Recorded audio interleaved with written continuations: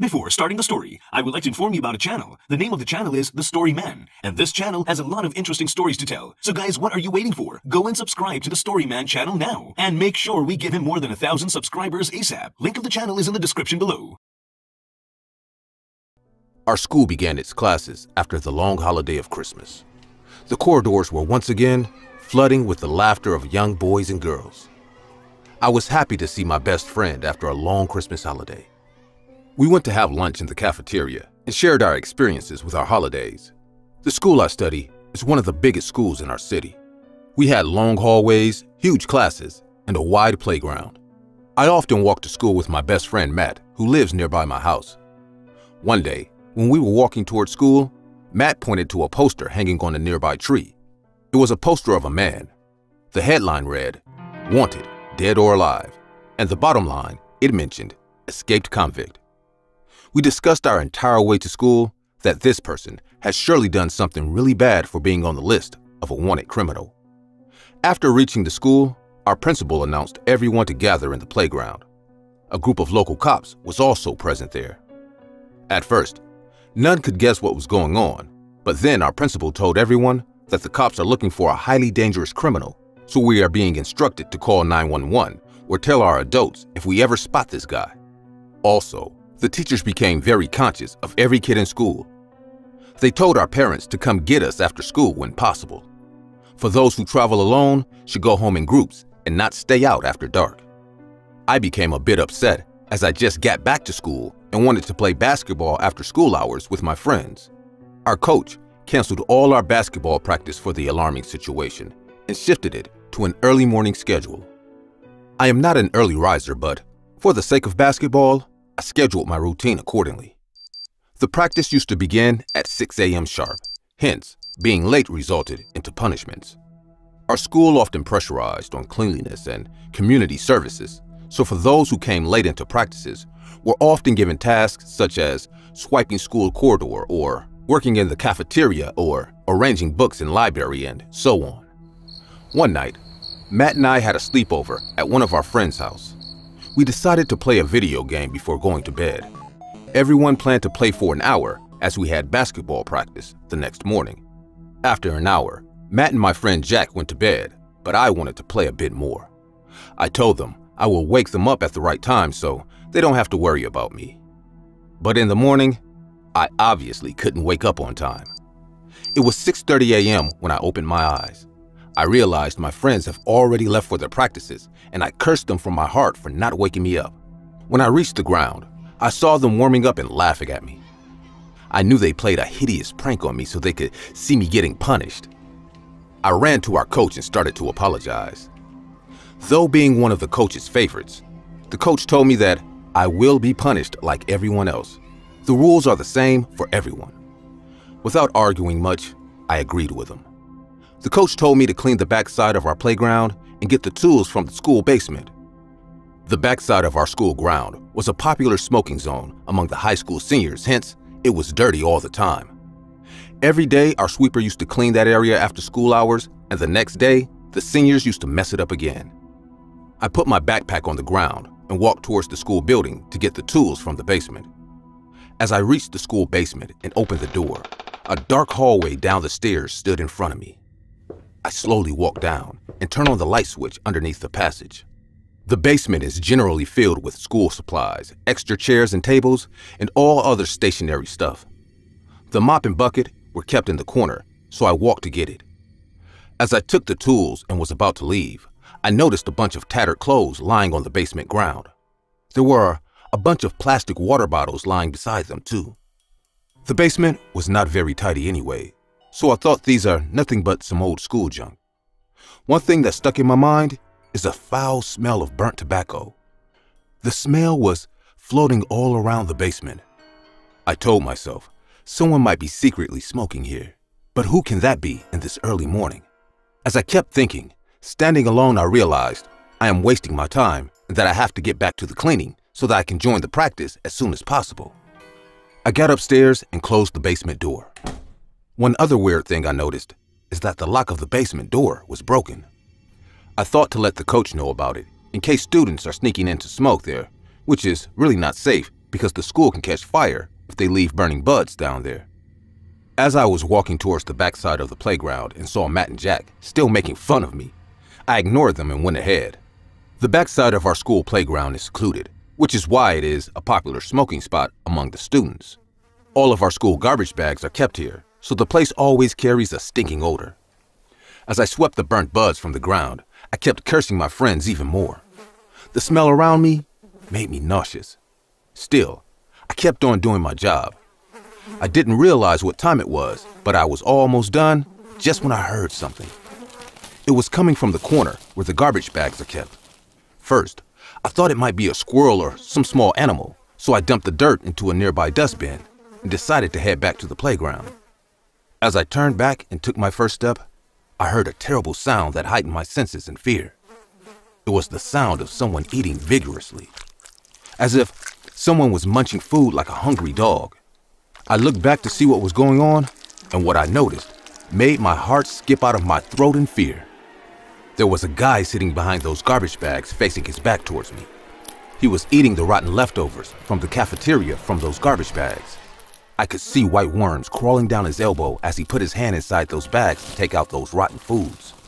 I know I should have been smart and ran to tell the coach about this guy, but I made a really dumb move. I called out to the guy and said in a broken voice, Hey, are you all right? You shouldn't be here."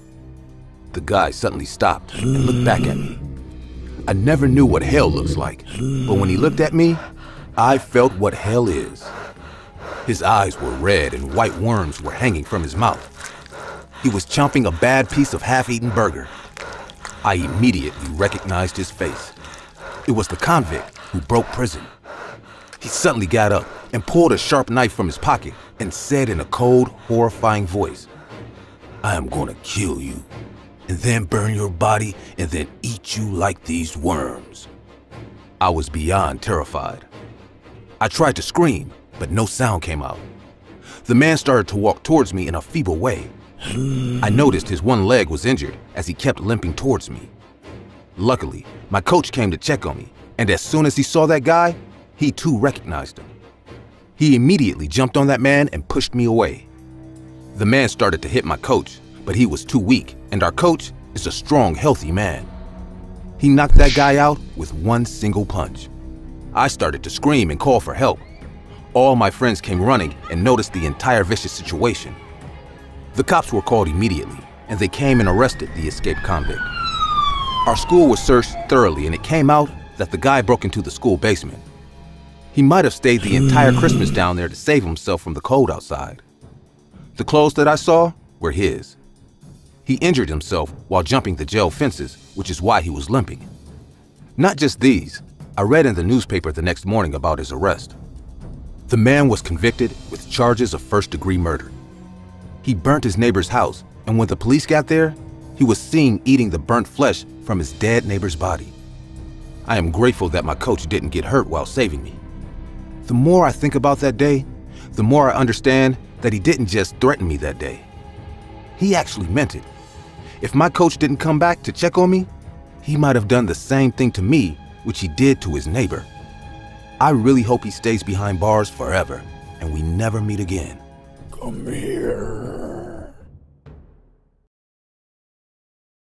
I used to work as a security guard in an elementary school. The school had a cleaning lady. Her name was Miss Brown. She was really good with the kids. No matter how many times the kids leave muddy footprints on the hallway, she will always clean it up with her caring, gentle smile. She often gave kids her homemade snacks during recess. The school had a small playground in the middle. On its left stood the classroom, and on its right stood the principal's office, teacher's room, and a small room for us, the school workers. The school teachers also loved Miss Brown. She brought homemade food for them too. The workers' room had a few chairs, a table to keep our stuff, and a big freezer. Before turning into an elementary school, this place used to be a medical supply store. Hence, medicines were being stacked inside the freezer.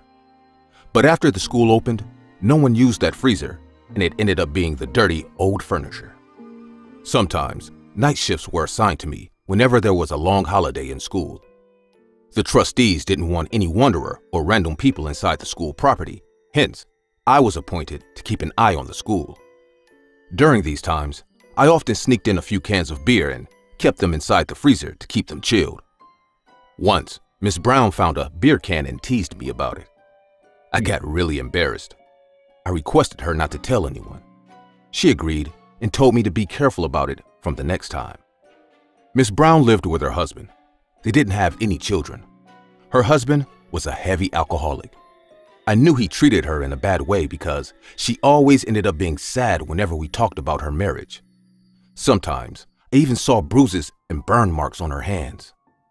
I felt bad for her, but I never said anything regarding this. I still regret not stepping up about this.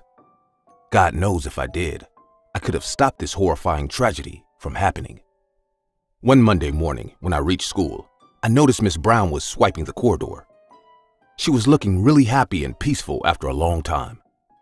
I went to wish her good morning, to which she replied back with a big smile on her face.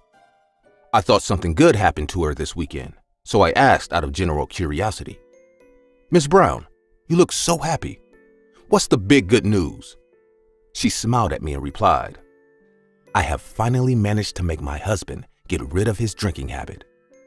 I felt happy for her, thinking at least now the man will stop torturing her out of a fit of drunkenness. The day went happily, just like always. She cooked meatloaf for all the school workers and teachers.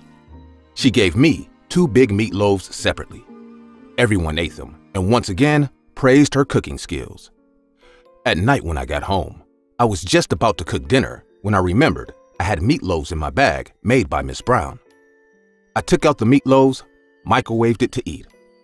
As I took the first bite, I realized why everyone went crazy for meatloaves today. It tasted extremely delicious. The meat was so tender and juicy that it almost melted inside my mouth. I saved some of it for later and went to bed after a long, tiring day and a tasty dinner. I fell asleep instantly. The next day when I went to school, I went to the workers' room to thank Miss Brown, just when I saw her putting a lock on the freezer.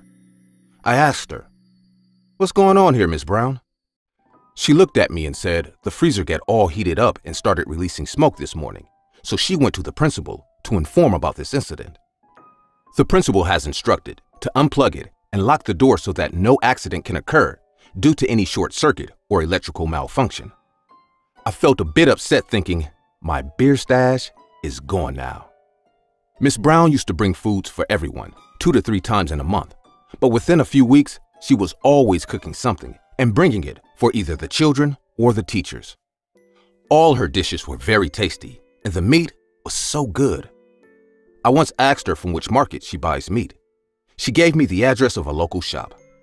I bought their meat many times, but it never tasted like her dishes, no matter how delicately I tried to cook it. I gave up, accepting that her cooking skills are definitely better than mine. Something weird happened one day on the playground. I was walking on the playground while the kids were playing around, just when Miss Brown came and distributed some homemade mini meat pie amongst them. The kids started chattering in joy and eating the pies excitedly. I smiled at her as she looked at me. As I started to walk towards my spot, I overheard a conversation of 2 kids standing close to me. One kid said in a disgusted voice, "Yuck! There's a string of hair in my pie." To which the other kid replied, "Mine looks good." I told the kid not to eat that pie and asked his friend to share some with him. Miss Brown came to us and I explained the entire matter to her.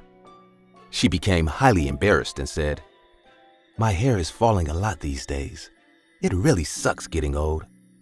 She then apologized to that kid and threw away his piece of pie immediately and gave him a new one. The matter got sorted and we all got back to our usual work. One night, I went to a local bar in town, and after hanging out there for a while, I decided to head back home. To reach home early, I took the shortcut way, which was right in front of the school. It was a chilled winter night, hence, the roads were almost empty. As I reached near the school, I saw Miss Brown coming out of the school gates. Seeing her at the dark, empty school premises surprised me a lot. I stood behind the nearby tree and watched her walking away.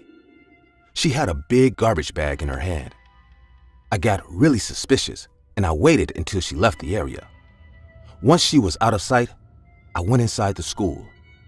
The school was completely silent. I wandered around for a bit, just when I heard a machinic sound coming from the workers' room. I walked inside the room and surprisingly noticed the freezer was plugged in and running absolutely fine. I remembered Miss Brown telling me that it doesn't work anymore.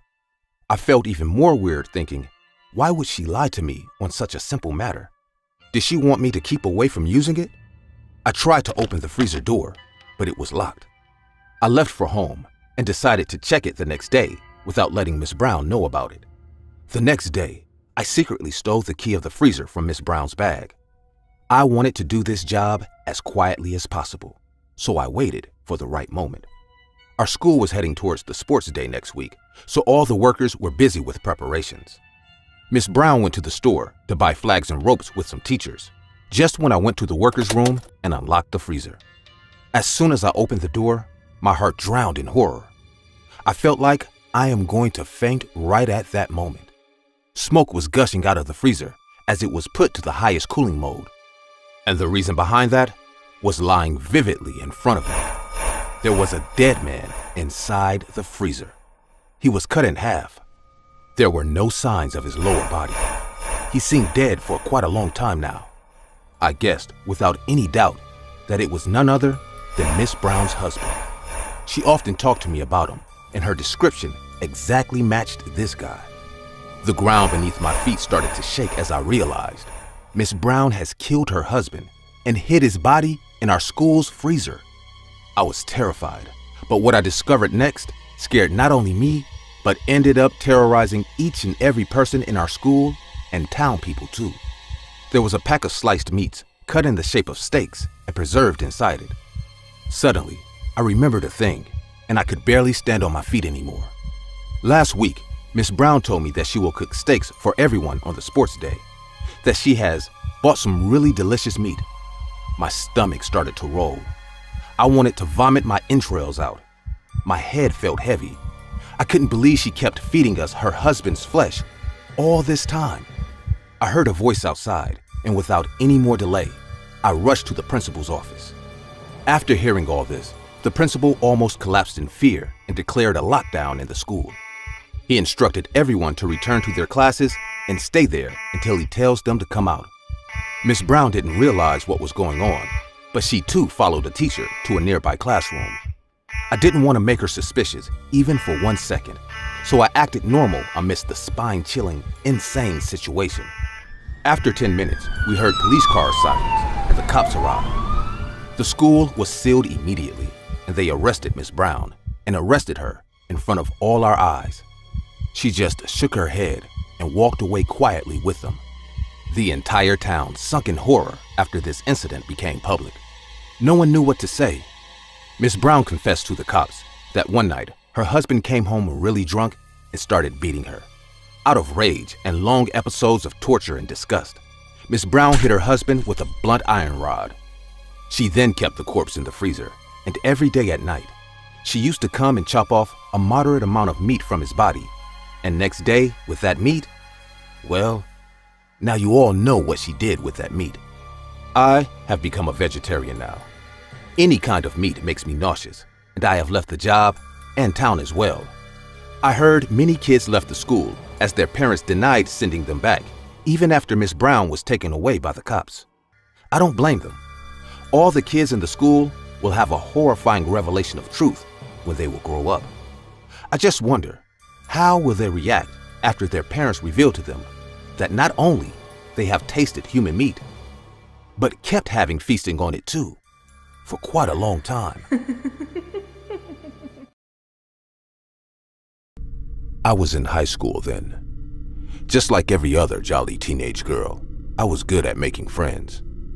Being honest, I was quite popular too. The school was at 15 minutes distance from my house. I often liked walking home after school with my friends. My house was at the end of the suburb, which was deserted than the other areas. One had to cross the kids' playground to reach there. I was quite brave since childhood, and though my friends suggested to walk me home, I always chose to walk alone. I have to agree, it was a silent walk, and during the afternoons of summer, I hardly saw people in the streets. Even the playground was empty too. One day, I was coming home after saying goodbye to my friends. It was a hot summer day. I was sweating and started to feel thirsty. I decided to stop by the kids' park and drink water from the tap built in left the corner side of the playground. Like every other day, there was no one in the playground. The merry-go-round stood still, but the swings were slowly moving due to the passing wind. A crow was sitting on the spiral slide, standing in the middle of the park. I walked towards the tap and bent over to drink water. When I took the first sip, I heard sounds of wings flapping away. I turned back and noticed the crow flew away. I was completely alone in the playground. Though it was daylight, things felt a bit spooky to me. I drank water quickly from the tap and decided to head back home. Just when I turned around for the second time, I saw a boy wearing a hoodie sitting on the merry-go-round. His one leg was folded, just like how we sit on the ground, and with his other leg, he was pushing the ground, making the merry-go-round revolve in slow motion. My dad and his whole family grew up here, hence, I almost knew every kid in our locality. But I couldn't recognize this boy. His face was half covered because of the hoodie, but I could see his rough lips and chin, which had a scar on it. He was at 10 to 15 hands distance from me. Out of politeness and my extrovert nature, I asked him, "Hey, all good? Are you guys new in town?" But the boy didn't utter a single word. He just sat quietly with his head faced towards me. I felt a bit awkward and said, "Okay, bye then. See you later, I guess." This time also, he didn't respond, but started smirking in a very creepy way. I could see his white teeth in his half-dark face. I took my backpack and started walking as fast as I could. Once I was off the park, I looked back, out of curiosity, but he wasn't there anymore. That boy creeped me out. I got home and closed the door, making a loud thud. My mom came rushing towards me, thinking I was feeling sick or something. But somehow, I managed to shrug that tension off my shoulder and chose not to tell my mom anything about this incident. The next day, I woke up and forgot about this. After our science class, I went to the cafeteria with a couple of my friends to have lunch. I was just about to bite my burger, just when my eyes got caught up at the corner table near the trash can. It was him. That boy I saw yesterday at the playground. Only this time, I could see his entire face. He was wearing a black shirt with a pair of gray jeans. His hair was slightly messed up, which was quite common in every outgoing teenage boy. I realized it was him yesterday by the scar on his chin. He was sitting all by himself, scrolling his phone. Suddenly, our eyes met. His eyes were pale, and there were dark circles around them, as if he hasn't slept for a while. He looked at me and gave me the same creepy smirk again. I felt very uncomfortable. Just then, one of my friends said, "You see that boy? He's new here. I attended Spanish class with him today. He is very weird and never speaks to anyone, you know?" Another friend of mine said, "But this is midterm. It's really odd to see new admissions during midterm." I was already creeped out by this guy, and as my friends started to discuss him, that feeling grew much further. I stopped them and said, "Let it be, guys. We don't know him, so let's not assume anything. Come on, let's go eat in the school ground. I'm feeling a bit claustrophobic here." We all left the cafeteria. That day, I insisted two of my friends to walk me home, saying I wasn't feeling well. They couldn't guess the actual reason behind it and agreed to walk me home. We walked past the playground, and it was empty like always. Just when I reached my house and turned back to thank my friends, I saw that same boy at the end of the road. He was on a bicycle.